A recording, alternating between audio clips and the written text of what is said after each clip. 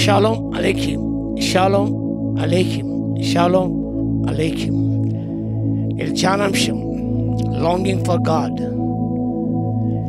లేఖన భాగము 42వ కీర్తన మొదటి 2 వచనాలను ధ్యానం చేద్దాం. Psalm 42 verses 1 and 2. దుప్పి నీటి వాగులకు ఆశపడినట్లు దేవా, నీ కొరకు నా ప్రాణం ఆశపడుతున్నది. నా ప్రాణము దేవుని కొరకు తృష్ణంగా ఉంచున్నది, జీవముల దేవుని కొరకు తృష్ణంగా ఉంచున్నది. దుప్పి నీటి వాగుల కొరకు ఆశపడినట్లు దేవా, నీ కొరకు నా ప్రాణము ఆశపడుతున్నది. His soul is longing for God. ఈ కీర్తనకారుడు ఈ కోరకుమ రచించిన కీర్తన ఎందుకు దుప్పి నీటి వాగుల కొరకు ఆశపడుతుందో, దీని వలన acute dry land. It was very thirsty. దాహముకున్నది, అటు ఇటు తిరుగుతూ ఉన్నది. అదే రీతిగా ఈ కీర్తనకారుని ప్రాణం కూడా జీవముల దేవుని దర్శించడానికి, ఆయన సన్నిధిలో కనబడడానికి, ఆయన చూడడానికి ఎంతగానో ఆశపడుతున్నాడు. The desire of God, to desire to have communion with God, to fellowship with God, to have relation with God. దేవునితో సహవాసం, దేవునితో సంబంధ బాంధవ్యాలు, దేవుని సన్నిధిలో ఉండాలి అనే ఆశను, కోరికను కీర్తనకారుడు కలిగి ఉన్నాడు. అని ఎన్నో ఉన్నప్పుడు కూడా spiritual desire was not met. ఆయనకు ఆత్మీయ దాహము, ఆత్మీయ తృష్ణ అన్నది తీరలేదు. కాబట్టి ఆర్థిక ఉండిపోయింది. కాబట్టి దుప్పి నీటి వాగులకు ఏదో ఆశపడుతున్నదో అదే రీతిగా ఆయన ప్రభు జీవన దేవుని కొరకై longing for God and God's presence. వాక్య భాగం అంటున్నాడు. చాలామంది ఇక్కడ అన్నారు, నీ దేవుడు ఏమైనా వారు నిత్యం నా తాడుచుండగా రాత్రి పగలు నా కన్నీళ్ళు నాకు అన్నపాయములు. ఆయన దుస్థితిలో ఉన్నాడు. Where is our God? మీ దేవుడు ఏమయ్యాను అని అంటూ ఉన్నప్పుడు తన స్థితిగతులు మారలేదు, అదే రీతిగా ఉన్నాయి. There is no change in circumstances, in conditions. అలా అన్నప్పుడు నిజముగా ఆయన రాత్రి పగలు కూడా తన కన్నీళ్ళు అన్నపాములు అయిపోయి కృంగి ఉన్నాడు.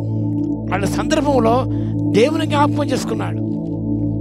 వాక్య బాగా గమనిస్తే పగటి వేళ తన కృప, రాత్రి వేళ ఆయన కీర్తన, దేవుని గురించి ప్రార్థన నాకు తోడుగా ఉండును. చాలా శ్రేష్టమైన మాట. ఆయన ఎంతగానో దేవుని కొరకు,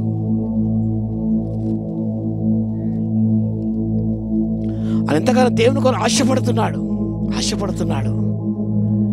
నువ్వు ఎలా ఉన్నావు?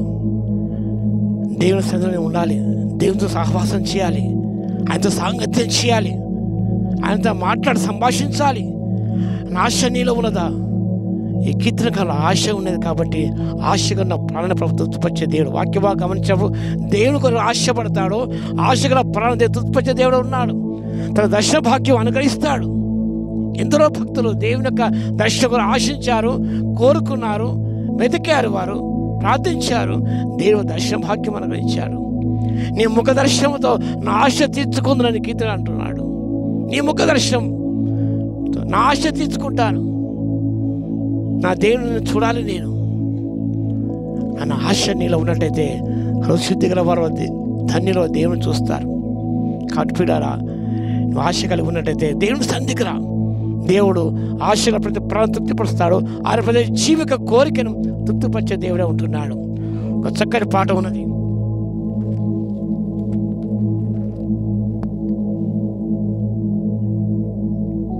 As the deer pants for the water, so my soul longs after you.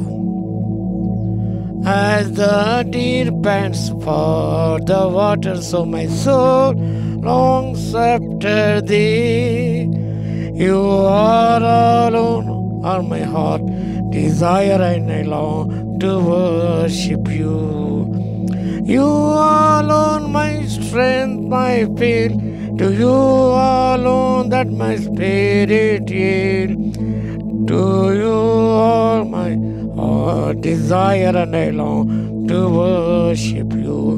You alone my heart desire, I long to worship you. I want to adore you. I want to magnify your name. You are my friend. You are my redeemer. You are my brother. Even though you are a king, you are my friend. You are my brother. I love you more than anything. Much more than anything in my life. అందుకే ఇప్పుడు నిన్నే ప్రేమిస్తానంటూ మనం దేవుని ప్రేమించి ఆరాధిద్దాం, దేవుని అందుకుందాం, ప్రార్థన చేద్దాం. మాగణ మహోన్నత యేసయ్య మీకు వందనాలు, స్తోత్రాలు చెల్లిస్తాం నాయన. అవును తండ్రి, మీరే మాకు హృదయాభిలాష తండ్రి. మేము చూడ ఆశ జక్కే కలిగి ఉన్నాడు. జక్కే ప్రాణం తృప్తిపరిచారు తండ్రి, మీకు స్తోత్రాలు. ఎందరో ప్రభువా మేము చూడాలని ఆశించారు తండ్రి, మేము చూశారు ప్రభువా, ఎంతో ధన్యత పొందగలిగారు. అలా ధన్యత ప్రతి బిడ్డ పొందే కృపను ఇవ్వగలందుకు మీకే స్తుతి స్తోత్రాలు చెల్లించుకుంటూ యేసయ్య నామములో ప్రార్థించి వేడుకొస్తున్నాము తండ్రి, ఆమేన్. మన తండ్రి అయిన దేవుని యొక్క ప్రేమయు, మన ప్రభువును రక్షకుడైన యేసుక్రీస్తు యొక్క కృపయు, పరిశుద్ధాత్మ యొక్క అన్యోన్య సహవాసం మనందరికి సదా తోడే ఉండును గాక. ఆమేన్.